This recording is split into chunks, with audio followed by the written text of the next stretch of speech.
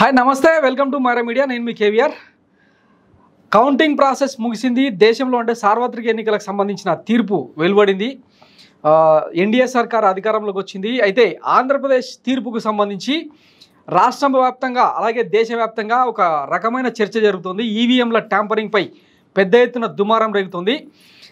నిజంగానే EVM tampering జరిగిందా? అసలు ఆంధ్ర పొలిటికల్ మూడ్ ఎలా ఉండే తెలుసుకునే ప్రయత్నం చేద్దాం. మనతో పాటు voice of Telangana and Andhra CEO, ఓటా CEO and senior journalist analyst Kambalapalli Krishna గారు ఉన్నారు. వారిని అడిగి మరిన్ని వివరాలు తెలుసుకునే ప్రయత్నం చేద్దాం. నమస్తే అన్న. హాయ్ కేవీఆర్, ఎలా ఉన్నారన్న? Fine boss. ఈ సార్వత్రిక ఎన్నికల తీర్పును మీరు అబ్జర్వ్ చేసే ఉంటారు. ముఖ్యంగా ఆంధ్రప్రదేశ్ ఫలితాలకు సంబంధించి అంటే ముందు నుంచే మీరు ప్రీ పోల్ సర్వేలు, ఎగ్జిట్ పోల్ సర్వేల్స్లో కూటమి అధికారంలోకి వస్తుందని చెప్పారు. మీరు అబ్జర్వ్ చేసిన కాంపోనెంట్స్ ఏంటి? ఫస్ట్ ఆఫ్ ఆల్ నేను జనవరి 7వ తేదీ నాడు 2024 జనవరి 7వ తేదీ నాడు మూడ్ ఆఫ్ ఆంధ్రప్రదేశ్ అని ఒక సర్వే రిలీజ్ చేస్తున్నాను. అప్పటికి ఇంకా బీజేపీ కూటమిలోకి రాలేదు. ఓన్లీ జనసేన టీడీపీ కూటమితోనే వస్తున్నాను.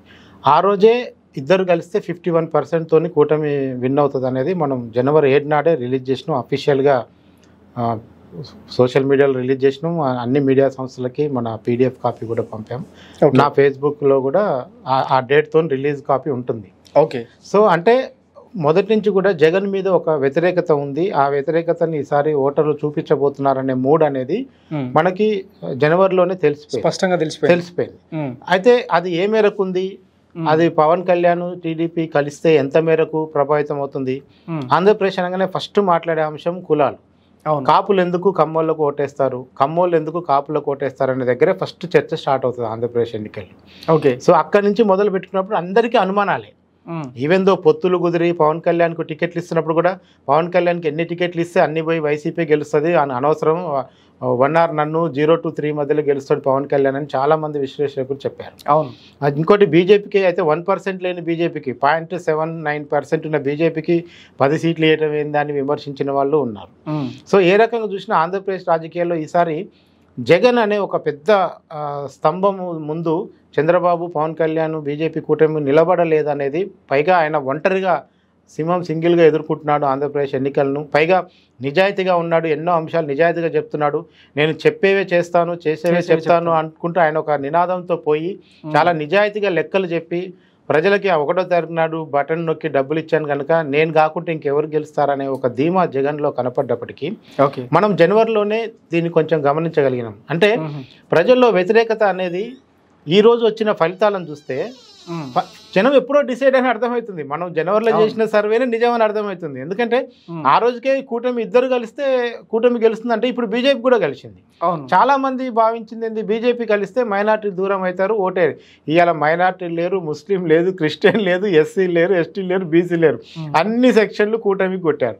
అట్లని వైసీపీకి ఓటేయాలంటే వైసీపీ కూడా 40% ఆల్మోస్ట్ రౌండ్ ఫిగర్ చేసుకుంటే 40% ఓట్ పర్సెంట్, 1,35,00,000 39.67% ఏదో వాళ్ళకు కూడా వచ్చింది. సో అంటే ఏ రకంగా చూసుకున్నా ఎవరినైతే DBT లబ్ధిదారు నమ్ముకున్నాడో జగన్, వాళ్ళు ఓటేశారు. వాళ్ళు అదే సమయంలో జగన్ని దించేయాలనుకునే వాళ్ళు కూడా ఒక దండయాత్ర లాగా వివిధ రాష్ట్రాల నుంచి వచ్చి కూడా ఓటేశారు, దేశాల నుంచి కూడా వచ్చారు. దేశాల నుంచి వచ్చిన వాళ్ళు, విదేశాల నుంచి వచ్చిన వాళ్ళు ఇక్కడ ఓటింగ్ని చాలా మేనేజ్ చేశారు. వాళ్ళందరూ కూడా ప్రభావితం చేసి సొంతంగా ఒక్కొక్క 2-3 లక్షలు ఖర్చు పెట్టుకొని ఓట్లు వేయించారని కూడా మనకు పోస్ట్ పోల్ అనాలిసిస్లో చేసి మనం చేసింది ఏంటంటే May 13 పోలింగ్ అయిపోయాక 15 నుంచి ఒక 10 రోజుల పాటు మళ్ళీ పోస్ట్ పోల్ అనాలిసిస్ కూడా చేశాం. ఓకే. ఎందుకంటే ఎగ్జిట్ పోల్ చేయలేదు. పోస్ట్ పోల్ అనాలిసిస్ చేసినప్పుడు మనకి ప్రీ పోల్కి పోస్ట్ పోల్కి మధ్యలో ఏ నియోజకవర్గంలో తేడా ఉందో దాని ప్రకారం మనం కౌంట్ చేసుకుంటూ పోయి ఒక కూటమి వస్తుందని తెలుసు, బట్ నెంబర్ కూడా చెప్పాలి కదా అని ఆ నెంబర్ దగ్గరికి వచ్చి క్రమంగా వచ్చినప్పుడు మనం ఒక డెస్టినేషన్కి రాగలిగినాం. ఓకే. సో అందుకనే ఏపీలో రాజకీయాలు ఈసారి ఎవరు ఊహించినందుక అంటే ముఖ్యంగా వైసీపీ కూటమి కానీ ఇప్పుడు సమస్య ఏమైందంటే మనకి ఎనలిస్టులు కానీ, సెఫాలజిస్టులు కానీ, జర్నలిస్టులు కానీ రెండుగా విడిపోయారు, అడ్డంగా నిలువుగా చీలిపోయి ఉన్నారు.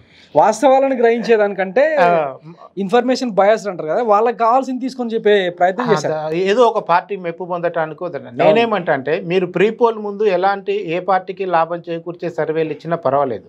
ఎందుకంటే జనాన్ని ఎంతో కొంత ఇన్ఫ్లుయెన్స్ చేయొచ్చు. అరే గెలుస్తున్నట్ట కేవీఆర్ గెలుస్తున్నట్ట ఉప్పల్లా అంటే చెప్పొచ్చు, పెద్ద విషయం కాదు. కేవీఆర్ 4 ఓట్లు ఎక్కువ రావచ్చు.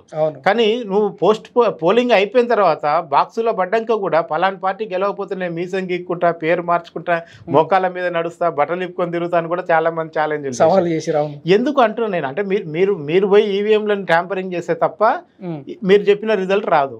ఈవీఎం ట్యాంపరింగ్ చేసే అవకాశం మీకే ఉంటే మీకంటే పెద్ద పొజిషన్ వానికి ఇంకెక్కువ అవకాశం ఉంటుంది కదా.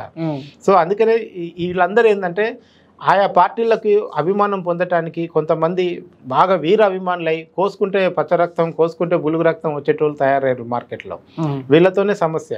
ఓకే, మరి మాలాంటి వాళ్ళు న్యూట్రల్గా మాట్లాడితే ఎక్కట్లేదు కూడా ప్రజలకి, ఉన్నట్టుగా మాట్లాడితే. నేను కరెక్ట్గా పోలింగ్ తర్వాత పోస్ట్ పోల్ అనేది స్టార్ట్ చేసినాక వారం 10 రోజుల క్రితం ఒక ఫేస్బుక్లో వీడియో చేసి పెడితే చాలామంది నన్ను అప్రిషియేట్ చేశారు. నువ్వు ఒక్కనే కొంచెం రీజనబుల్గా మాట్లాడుతున్నావు, మిగతా వాళ్ళందరూ ఏం స్వామి అట్లా కోసుకుంటున్నారని కింద కామెంట్లు పెట్టారు. అవన్నీ కూడా ఫేస్బుక్లో రికార్డులే ఉంటాయి.